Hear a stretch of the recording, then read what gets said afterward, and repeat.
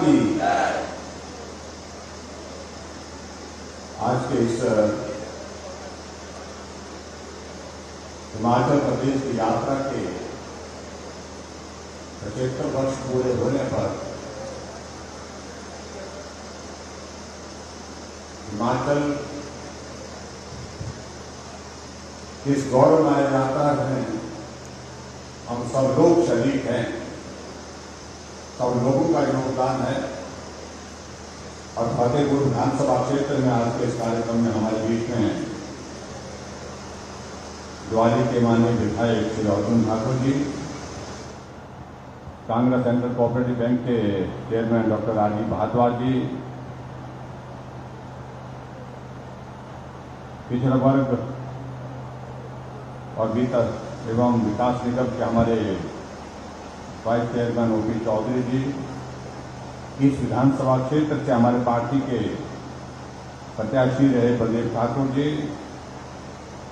मंडल के अध्यक्ष राजेंद्र राणा जी, युवा मोर्चा के हमारे साथी पंकज हैप्पी जी, ब्लॉक समिति की अध्यक्षा निशा जी,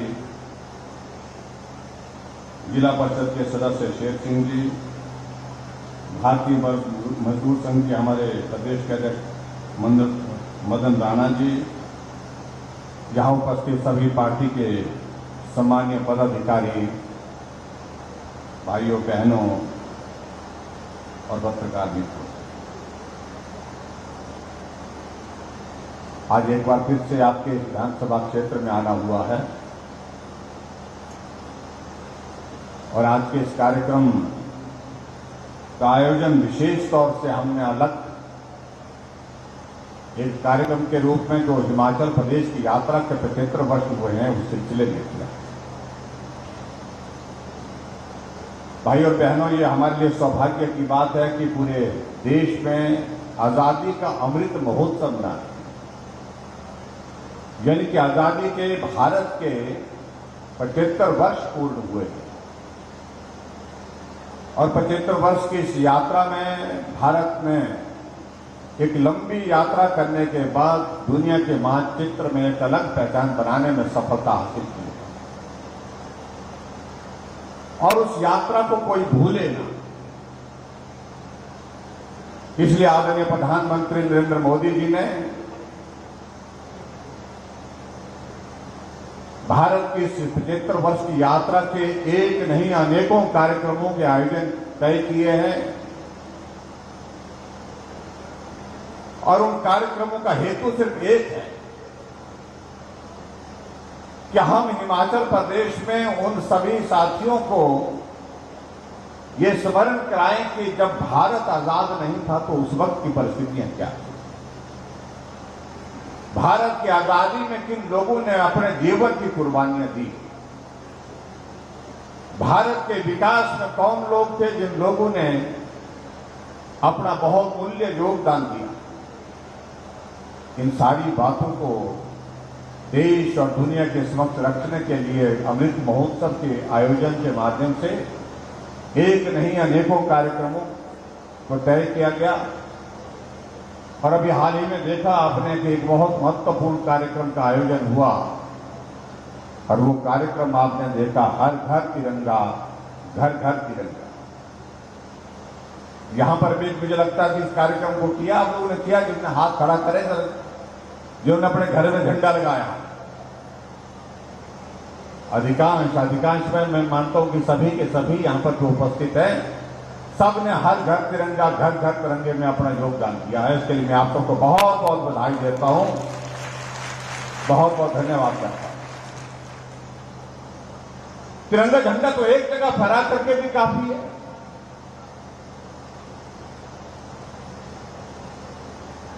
ऐसा लोगों को लगता था। ये घर घर में तिरंगे की जरूरत क्यों?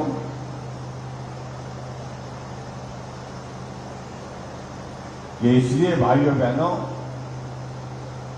कि हर व्यक्ति इस अवसर को स्मरण करे, याद करे कि स्वतंत्र भारत में हमको जन्म लेने का अवसर प्राप्त हुआ है। हम स्वतंत्रता की आजादी के उस आंदोलन में अपना योगदान भले नहीं दे पाए होंगे, लेकिन जिन लोगों ने अपना जीवन खपा दिया, जिन लोगों ने अपने जीवन की कुर्बानी दे दी देश की आजादी के लिए, उनके उस योगदान को हम स्मरण करते हुए तिरंगा झंडा फहरा करके अपने घर में स्मरण करें, ये इस कार्यक्रम का मुख्य हेतु। मैं उस दिन सिरमौर जिले में था 15 अगस्त को। सिरमौर हमारे प्रदेश का एक ऐसा जिला है जो थोड़ा कठिन है, भौगोलिक दृष्टि से पिछड़ा हुआ है, विकास की दृष्टि से भी। लेकिन मैंने वहां जाते जाते आते आते हर घर में मेरी कोशिश रही मैं देखता चला जाऊं, और मैं देखते देखते जहां भी जा रहा था वहां देख रहा था एक बात को कि चाहे घर बड़ा है, चाहे घर छोटा है, चाहे एक रेहड़ी वाला चाय की दुकान कर रहा है, ढाबे वाला ढाबा चला रहा है, लेकिन उसके बावजूद भी हर घर में झंडा, हर दुकान पर झंडा, ये हमको पहली बार अपने हिमाचल प्रदेश को देश के इतिहास में देखने को मिला। ये भाव जागृत होना चाहिए। हमेशा हम काम की बात करते रहते हैं, ये कर दिया, वो करना है, ये करने वाले हैं, ये करने की हम कोशिश कर रहे हैं, ये तो होता रहेगा, काम खत्म नहीं होगा। जिंदगी खत्म हो जाती है लेकिन काम कभी भी खत्म नहीं। लेकिन जिंदगी में कुछ लम्हे ऐसे होते हैं जो लम्हे हमको समर्पित करने चाहिए उन लोगों के लिए जिन्होंने कभी ये तय नहीं किया अपने जीवन की मेरा ये काम रह गया, मेरा वो काम रह गया, वो देश की रक्षा के लिए अपने जीवन की कुर्बानी दे करके चले। ऐसे लोगों को हमको स्मरण करना चाहिए। और उसी तरह से भाई और बहनों में आज के इस अवसर पर अगर आपके यहां पर फतेहपुर में भी इस कार्यक्रम में हूं, इस कार्यक्रम का आयोजन ये है कि जहां देश अमृत महोत्सव मना रहा है, यानी कि आजादी के 75 वर्ष मना रहा है, वहां हिमाचल प्रदेश भी अपने अस्तित्व के, अपने गठन के 75 वर्ष मना रहा है। हिमाचल के बनने की यात्रा भी 75 वर्ष की हो गई। 15 अप्रैल 1948 को हिमाचल प्रदेश का गठन हुआ था। 4 जिले थे, एक चंबा था, एक सिरमौर था, एक मंडी था, एक महासू था। आप याद करिए कि आपको अगर हम पूछना चाहें, नौजवानों को भी अगर पूछना चाहें, उस वक्त हिमाचल प्रदेश जब बना था, उस वक्त हिमाचल प्रदेश की जनसंख्या कितनी थी? जब हिमाचल बना था उस वक्त हिमाचल की जनसंख्या और आज हिमाचल प्रदेश की जनसंख्या 70 लाख से पार हो गई। जब हिमाचल बना तो हिमाचल प्रदेश का क्षेत्रफल 25,800 वर्ग किलोमीटर था और आज हिमाचल प्रदेश का कुल क्षेत्रफल 55,673 किलोमीटर है। जब हिमाचल बना था उस वक्त हिमाचल प्रदेश के 4 जिले थे और आज हिमाचल प्रदेश में कितने जिले हैं? 12 जिले। और जब हिमाचल बना था तो हिमाचल की उस वक्त साक्षरता दर 4.8 थी और महिलाओं में तो साक्षरता दर 2%। और आज देखिए हिमाचल प्रदेश पूरे देश भर में साक्षरता दर में अव्वल नंबर पर है, 83% से भी 83% से भी ज्यादा। जब हिमाचल बना उस वक्त हिमाचल प्रदेश में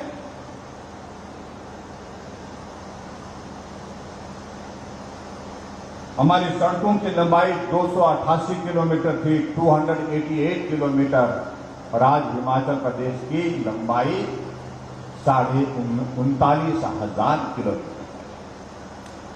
हम कहां थे, कहां पहुंचे, इसलिए हमने कहा कि हिमाचल तब और हिमाचल अब।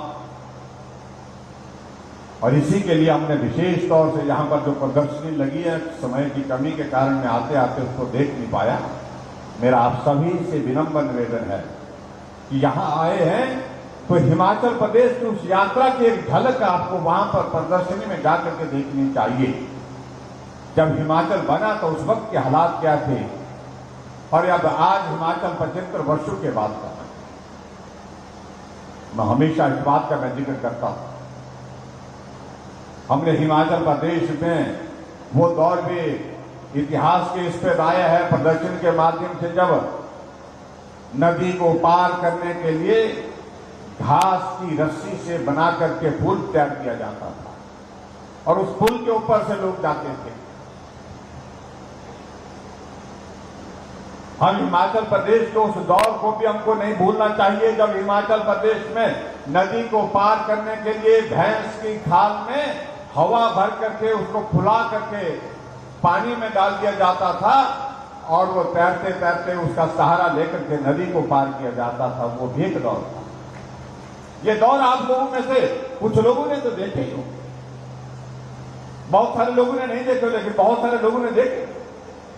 आप कल्पना करिए कितने लोग ऐसे होंगे जिन लोगों का जीवन उस नदी में उस भैंस की खाल को पकड़ते पकड़ते पार करते करते छूट गए, और हाथ से छूटने के बाद वो नदी में समा गए।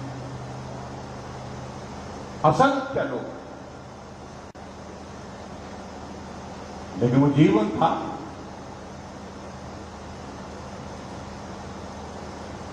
और जहां हम हिमाचल प्रदेश में सड़कों का जिक्र कर रहे थे, 288 किलोमीटर सड़क थी, आज 39,500 किलोमीटर। अगर आज 39,500 किलोमीटर सड़क हिमाचल प्रदेश में बनी है तो उसमें सबसे बड़ा योगदान किसका है? सबसे बड़ा योगदान है देश के पूर्व में प्रधानमंत्री रहे अटल बिहारी वाजपेयी जी का, जिन्होंने प्रधानमंत्री ग्राम सड़क योजना की शुरुआत की।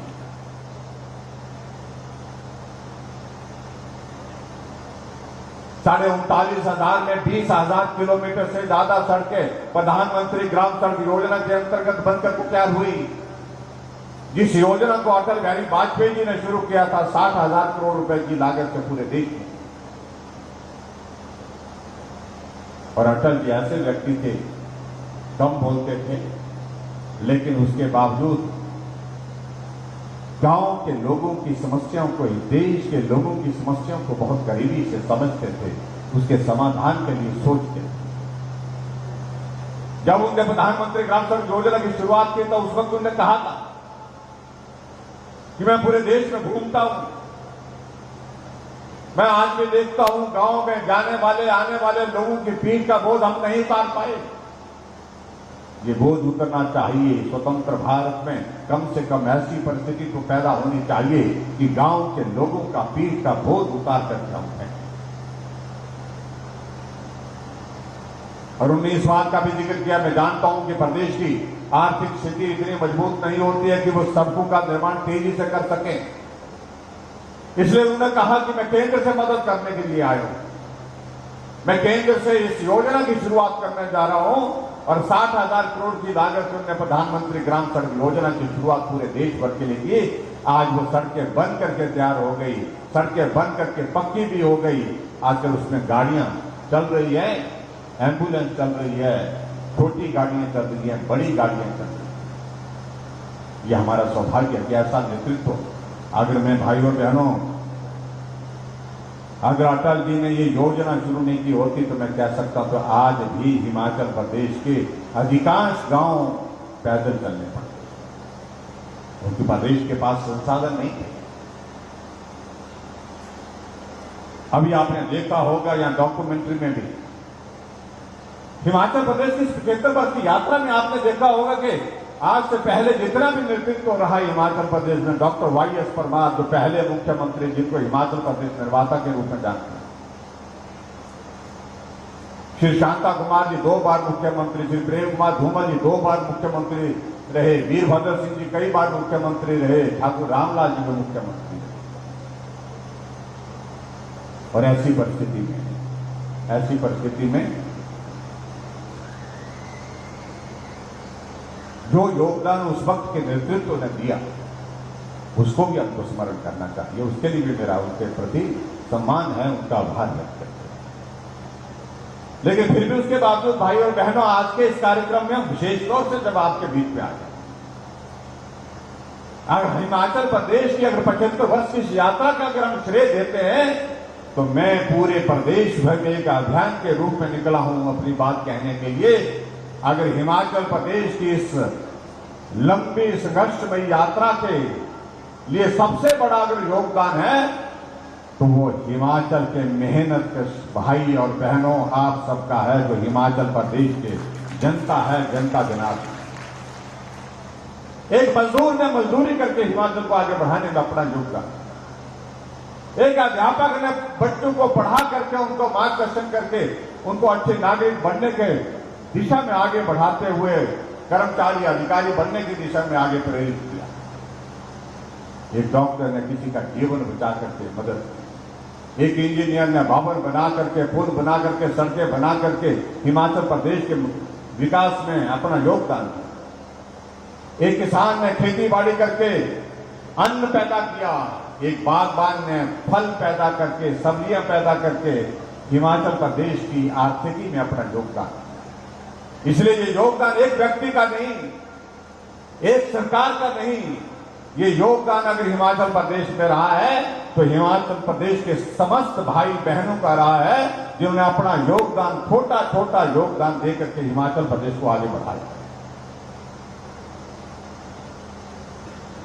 मैं यही कहने के लिए पूरे हिमाचल प्रदेश में हमने तय किया कि हम 75 कार्यक्रम करेंगे 75 वर्षों के इस यात्रा के, और उसमें हम ये श्रेय हिमाचल प्रदेश के उन नागरिकों को देंगे, उन लोगों को देंगे जिन्होंने हिमाचल के विकास में अपना योगदान किया।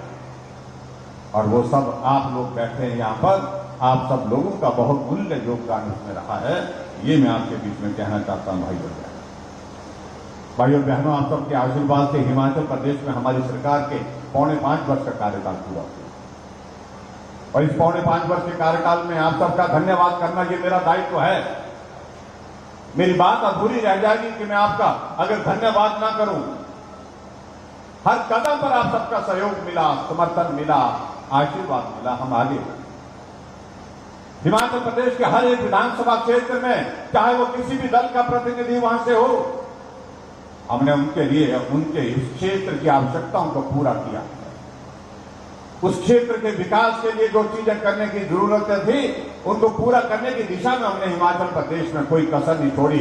और आज इसलिए हम हिमाचल प्रदेश में जहां भी जा रहे हैं, सैकड़ों करोड़ रुपए के उद्घाटन और शिलान्यास हुए पड़े हैं, और लोग उन बातों का जिक्र करते हैं कि हमारे क्षेत्र में इस प्रकार से विकास कार्य हो।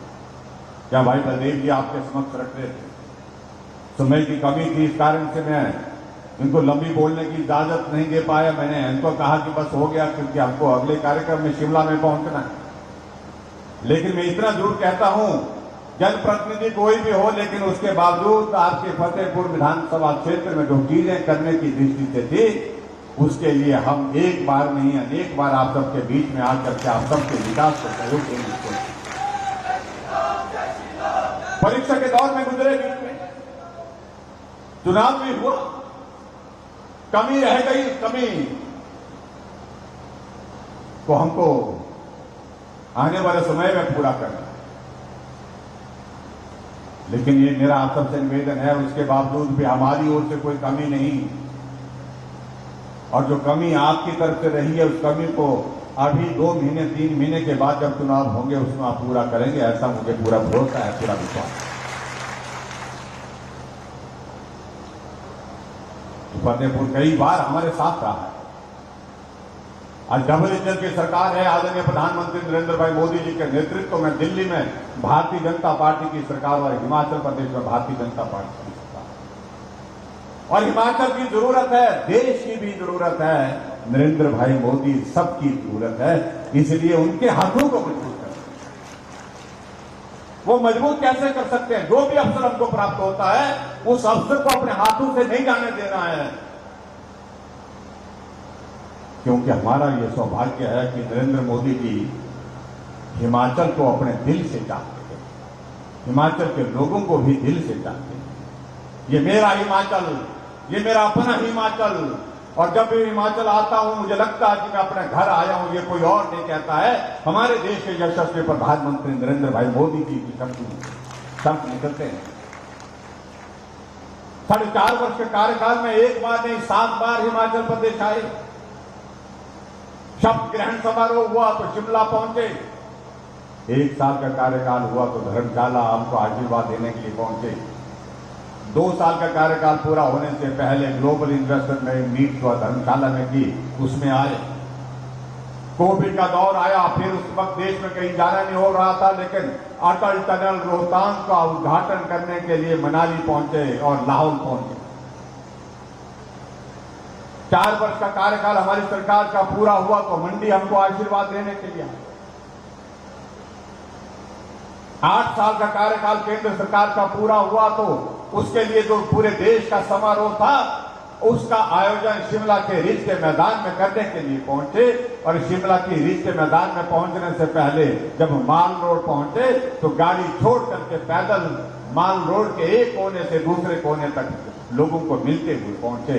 ये पहली बार हिमाचल के इतिहास में वो कोई प्रधानमंत्री अपना गाड़ियों का सुरक्षा का काफिला छोड़ करके माल रोड पर पैदल चल करके एक कोने से दूसरे कोने पहुंचे। धर्मशाला आए चीफ सेक्रेटरी कंक्लेव में, और चीफ सेक्रेटरी की कॉन्फ्रेंस में धर्मशाला में 2 दिन रुके। और शायद मुझे मालूम नहीं आज से पहले भी प्रधानमंत्री धर्मशाला में नाइट स्टे किए हैं कि नहीं किए हैं, लेकिन हम इस बात को कह सकते हैं कि हमारे देश के यशस्वी प्रधानमंत्री नरेंद्र भाई मोदी जी धर्मशाला में आकर के सर्किट हाउस में रुके 2 दिन की बैठक करने के बाद भी। इसलिए भाई और बहनों, बहुत सारी चीजें, बहुत सारी जिन बातों को लेकर के हमको सोचना है, जिन बातों को लेकर के हमको काम, मैं उन सारी बातों को लेकर के कहूंगा। बहुत लंबा वक्त लगेगा। आज हम यहाँ बड़ी संख्या में यहाँ पर उपस्थित हैं, उसकी वजह यह है कि हमने कोविड का टीका लगाया है। टीका किसने उपलब्ध कराया? हमारे देश के प्रधानमंत्री नरेंद्र भाई मोदी जी ने करवाया, और बिना पैसे फ्री ऑफ कॉस्ट जो है टीका लगवाने में अपना योगदान।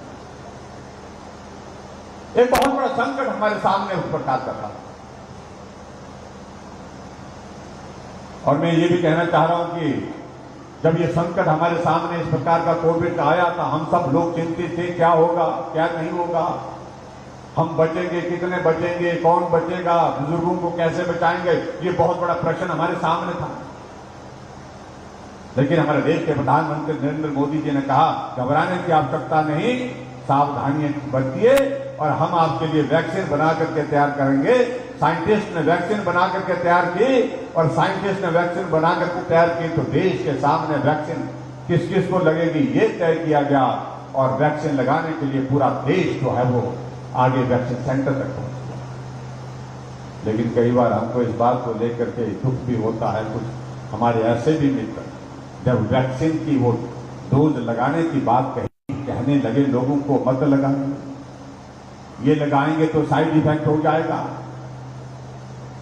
किडनी फेल हो जाएगी, किडनी में फर्क पड़ेगा, यादाश्त चली जाएगी, कई तरह की बातें कही कि आने वाली जनरेशन में इसके साइड इफेक्ट हो जाएंगे, इसकी टेस्टिंग पूरी नहीं हुई है। पूरे देश के सामने इतना बड़ा संकट, दुनिया का सबसे बड़ा संकट, और कुछ लोग उसमें भी राजनीति कर रहे हैं। लेकिन मैं आप सबका आभार व्यक्त करता हूं कि आप लोगों ने किसी की सुनी नहीं, मानी नहीं। जो नरेंद्र भाई मोदी जी ने कहा कि वैक्सीन सेंटर में जाओ, वैक्सीन लगा करके आओ, सारे के सारे वैक्सीन सेंटर में जाकर के खड़े हो गए कतार में और वैक्सीन लगा करके आ गए। और वो कांग्रेस के लोग कहते रहे, चिल्लाते रहे, बोलते रहे, लेकिन किसी ने उनकी सुनी नहीं। और अंत में वो भी जाकर के मास्क पहन करके वैक्सीन सेंटर में जाकर के वैक्सीन लगा करके आए। तो पूछ रहे थे जिन में वैक्सीन लगाई होती, ये बुखार तो नहीं आया, चक्कर तो नहीं आया, कई तरह की बातें कर रहे थे। एलर्जी तो नहीं आपको हुई? लोगों ने कहा कुछ नहीं हुआ, हम बिल्कुल ठीक है, कुछ भी नहीं हुआ। तो आज मुझे इस बात को लेकर के आदरणीय प्रधानमंत्री जी का धन्यवाद करना है, और आप सब भाई बहनों का इसलिए धन्यवाद करना है कि कोविड की वैक्सीन की पहली डोज में हिमाचल पहले नंबर पर रहा। आज सबको बहुत बहुत बधाई देता हूं। और दूसरी डोज में भी पहले नंबर पर रहा। अभी भी मेरा आप सबसे इस बात के लिए निवेदन है कि अभी भी जो कोविड का हमारा बूस्टर डोज लग रही है हमारी, प्रिकॉशनरी डोज जिसको बोलते हैं, उस डोज को लगाने के लिए भी आप पहुंचे, और ताकि आप लोग और सुरक्षित होकर के काम कर सकें, बेहतर काम कर सकें। हमारी सरकार आने के बाद हमने प्रयत्न किए हम गरीब के करीब रह करके काम करें, और मैं दावे के साथ इस बात को कह सकता हूं कि हम लोगों ने इसको साबित किया। जहां गरीब वहां हम गरीब के करीब रह करके हमने काम किया 4.5 वर्ष के कार्यकाल में। और इसलिए तो हम कहते हैं कि हमने हिमाचल प्रदेश में रिवाज बदलने की बात आज नहीं, हमने तो पहले दिन से कही है, पहले दिन से कहते कही। किसी ने हमसे पूछा, हमने कहा इसलिए आप सुन लीजिए, जब हिमाचल प्रदेश में सरकार का परिवर्तन होता था, नई सरकार बैठती थी, वो एक काम करती थी, वो एक काम करती थी, क्या करती थी, पिछली सरकार के इतने मामलों, इतनी योजनाएं रद्द कर देती थी, पिछली सरकार के इन लोगों के खिलाफ मामले दर्ज करती थी, पिछली सरकार के उन नेताओं के खिलाफ मामले दर्ज करने के आदेश करती थी, यानी कि राजनीतिक बदले की भावना के साथ काम करती थी। भाइयों बहनों, जब मुझे अवसर प्राप्त हुआ, मैं उम्र में सबसे छोटा आज तक के जो मुख्यमंत्री रहे हैं, तो उनमें से सबसे छोटा तो नहीं मैं कह सकता हूं, लेकिन छोटी उम्र, लेकिन हमने कहा ये देवभूमि हिमाचल है, जहां बदले की भावना के साथ काम नहीं करना चाहिए। ये देवभूमि हिमाचल प्रदेश में हम सब लोग देव तुल्य हैं, आओ हम मिलकर के काम करते हैं, इस परंपरा को समाप्त करते हैं।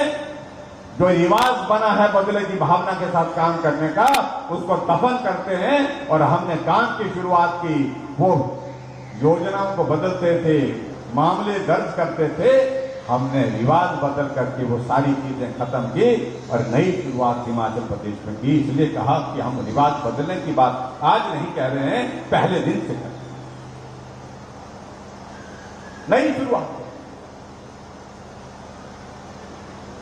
हमारे मित्र कई पूछते हैं कि भी जयराम ने क्या किया। मुझे लगता है कि सारा प्रश्न का जवाब देने का अवसर आ गया है।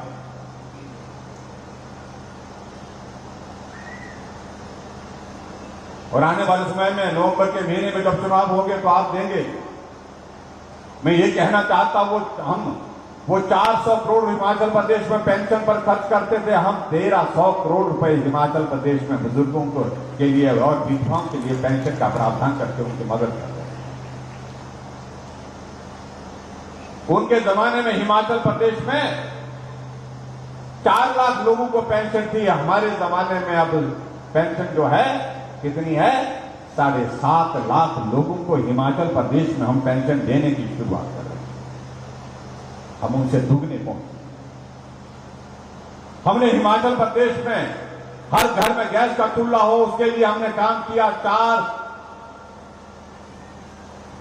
हिमाचल प्रदेश में 3,34,000 गैस के चूल्हे घर घर में पहुंचाए।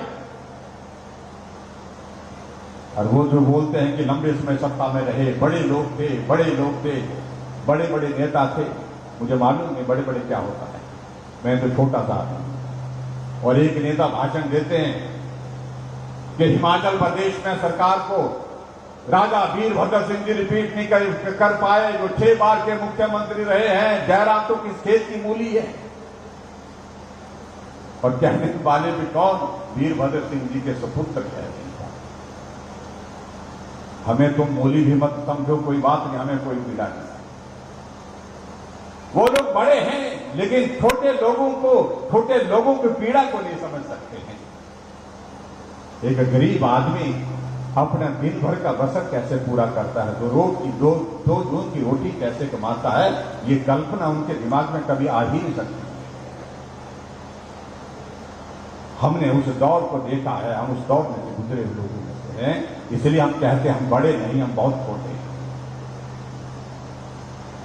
ये बड़े बड़े लोग जो है, हमारे माता बहनें जो यहां पर बैठी हैं, उनको गैस उपलब्ध नहीं करवा पाए, लेकिन इस छोटे से आदमी ने हिमाचल प्रदेश के हर घर में गैस का चूल्हा पहुंचाया।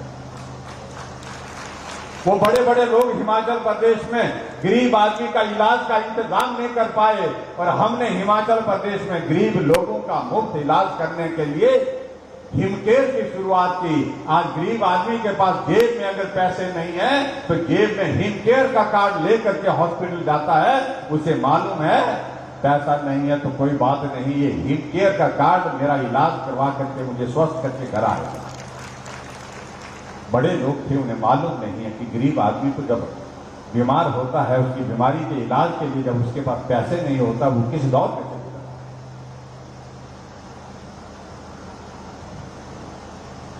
इन बड़े लोगों को यह भी मालूम नहीं है कि जब गरीब परिवार की उस बेटी की शादी होती है, उसके पिता माता माँ बाप की भावनाएं क्या होती है। हमने बीपीएल परिवार की उन बेटियों के लिए प्रावधान किया। जिस दिन उस बीपीएल परिवार की बेटी की शादी होगी, 31,000 रुपए शगुन के रूप में हम सरकार की ओर से उस बेटी को देंगे। ये हमने इस भाव को हमने लोगों के सामने रखा है। तो ये बड़े बड़े लोग इन बातों को सोच नहीं सकते थे, क्योंकि उनके लिए इन सारी चीजों का कोई अर्थ नहीं था, कोई मतलब नहीं था। एक गरीब आदमी ही सोच सकता है कि उसके परिवार की परिस्थिति के अनुसार उस बेटी के दिल पर क्या गुजर रही होगी, उसके मां बाप के दिल पर क्या गुजर रही होगी।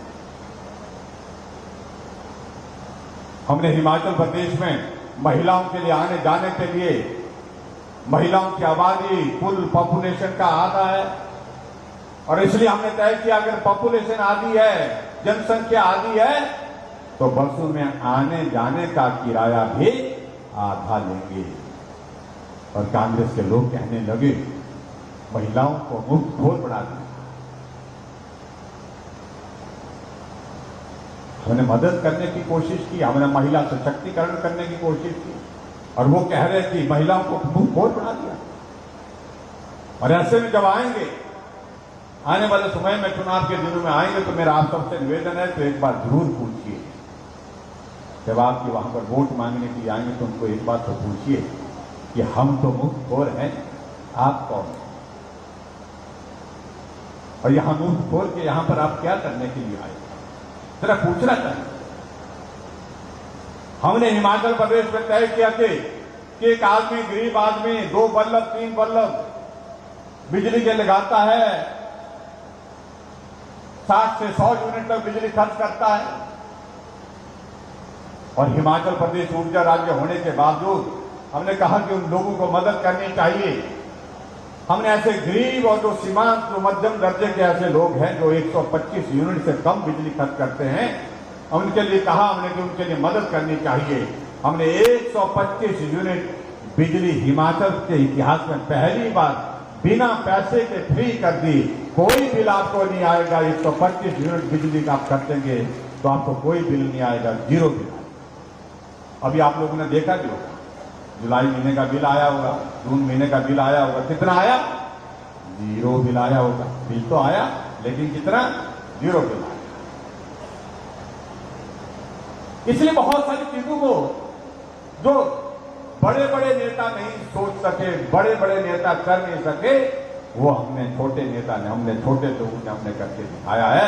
और हमारी ताकत गरीब लोग हैं, हमारी ताकत आप सब हैं जो हिमाचल प्रदेश के मेहनतकश लोग हैं, इसलिए उनको मजबूत करना ये हमारी जिम्मेवारी है। उस भाव के साथ हम काम। इसलिए भाइयों बहनों, में आप सबके बीच में इतना कहना चाहता हूं, पूरे देश भर में एक नजारा आप देख रहे हैं,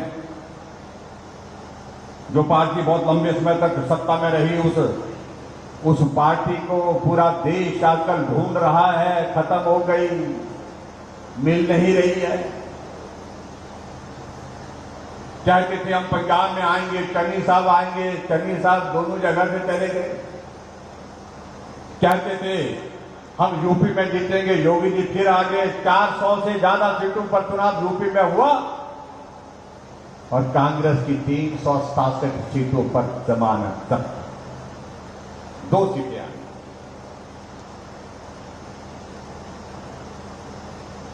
और जिन 4 राज्यों में चुनाव, 5 राज्यों में चुनाव हुआ, जिनमें 4 राज्यों में भाजपा की सरकार थी, हमारी सरकार फिर सत्ता में आई। उत्तराखंड में हम सत्ता में आए, फिर 5 वर्ष का कार्यकाल पूरा करने के बाद यूपी में भी आए, मणिपुर में भी आए, गोवा में भी आए। और कांग्रेस कहां आई? कहीं नहीं आई। एक जगह थी, वहां से भी लोगों ने उसको निकाल दिया। जब पूरे देश भर में कांग्रेस खत्म है तो यहां रख करके करेंगे क्या? और देश की और हिमाचल प्रदेश की जरूरत है डबल इंजन की सरकार, नरेंद्र भाई मोदी जी की सरकार को मजबूत करने की जरूरत है। ऐसा नेतृत्व जिन्होंने हिमाचल के विकास के लिए 10,000 करोड़ रुपए से ज्यादा का डेवलपमेंट के लिए हमारे प्रोजेक्ट्स दिए, 800 करोड़ इसी साल हमको हिमाचल प्रदेश के विकास के लिए बिना ऋण बिना ब्याज के दिए, और जो लंबे समय तक के लिए 50 साल के बाद वापस करना है, इस प्रकार से हिमाचल प्रदेश की मदद। इसलिए भाइयों और बहनों, हमको इस बात पर सोचना है कि हिमाचल का भला कहां है। एक तरफ वो पार्टी है जो आने वाले 50 वर्षों तक हिमाचल क्या पूरे देश भर में सत्ता में आने का सपना तक नहीं ले सकती, और एक तरफ वो पार्टी है, वो नेतृत्व है जो आजाद भारत के इतिहास में सबसे मजबूत नेतृत्व के रूप में जाना जाता है। नरेंद्र भाई मोदी जी उनका नाम है, जो नेतृत्व आने वाले 25-30 सालों तक अभी चलने वाला है, कोई हिलाने वाला नहीं है। हमें उनके साथ चलना है और हिमाचल प्रदेश के विकास को गति देने के लिए काम करना। इसलिए मेरा आप सबसे यही निवेदन है, पीछे जो हो गया सो हो गया, कमी छूट गई तो कोई बात नहीं, लेकिन आने वाले समय के लिए हिमाचल की आवश्यकता है नरेंद्र भाई मोदी, हिमाचल की आवश्यकता है डबल इंजन की सरकार, हिमाचल की आवश्यकता है तेज गति से विकास। वो तभी संभव है जब हम भारतीय जनता पार्टी की हिमाचल प्रदेश की सरकार को फिर सत्ता दें। कहने के लिए तो भाई साहब हमारे 5 वर्ष का कार्यकाल पूरा हो रहा है, लेकिन ये भी सच है कि 5 वर्षों में से 2.5 वर्ष तो कोविड के दौर में गुजर। इसलिए हम भी चाहते हैं जैसे आज से पहले दूसरे मुख्यमंत्री को अवसर मिला, मौका मिला, सामान्य परिस्थिति में काम करने का अवसर मिला, 5 साल तक बिना किसी बाधा के काम करने का अवसर मिला, इसी प्रकार से हिमाचल प्रदेश में भी हमको 5 साल का ऐसा अवसर मिले जहां सामान्य परिस्थिति में हम काम कर सकें, विकास कर सकें। उसके लिए आप सबका आशीर्वाद चाहिए। यही मैं आपके बीच में कहना चाह रहा हूं। और आज के इस कार्यक्रम में भाई बलदेव जी ने कुछ बातों का जिक्र किया कि यहाँ क्षेत्र के विकास के लिए कुछ मामले हमारे पास हैं, वो सभी मामले मेरे पास दे दें और मैं उनको एग्जामिन करूंगा। जो भी इसमें किया जा सकता है वो करने की कोशिश करूंगा। ये मैं आपके बीच में कहना चाहता हूं। और मैं यही चाहता हूं कि नवंबर के महीने में जब चुनाव होगा तो भारतीय जनता पार्टी की 75 वर्षीय हिमाचल की 75 वर्ष की यात्रा में भारतीय जनता पार्टी का विधायक भी आपके विधानसभा क्षेत्र से चुनकर के शिमला की विधानसभा में पहुंचेगा। यही मैं आप सबसे निवेदन करना चाहूंगा। आज के इस कार्यक्रम में आप सब लोग बड़ी संख्या में पहुंचे, आप सबका बहुत बहुत धन्यवाद। नमस्कार, जय हिंद, जय हिमाचल।